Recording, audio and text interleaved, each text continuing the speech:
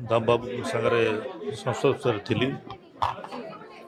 जनता दल अमलू से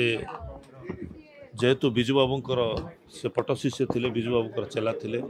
एवं जनता दल संगठन को आगक नापी से विभिन्न जिला गस्त करते आमर जिला भी आसुले 90 दशक जितेबले से पंचायत राज मंत्री दायित्व थे से वर्ष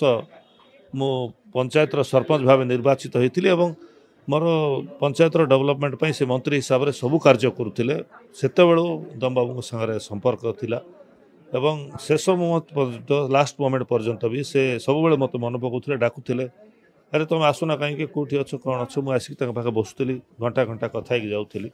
से बहुत खोला लोक थे एवं कौन सी कथा को से प्रकाश करने ओपेनली कहवाई डरू नी ओपेनली कहते सेमती गोटे राजनेता आज देहांत हो निश्चित भाव में आमर राज्यपाई एवं आमर दलपाई अनेक क्षति घटी जे दाम राउत भाया गोटे आउ गोटे राजनेता जन्म होगा बहुत कष्ट ये निर्भीक नेता जी कि विजु बाबू सागर कम कर विजु बाबू जो रास्तार विजु बाबू चलवार शिखाई से रास्तार से शेष जीवन पर्यंत कौन सी कथा को न डरी गोटे निडर नेता भाव में आज समस्त बहुत दुखर कथा।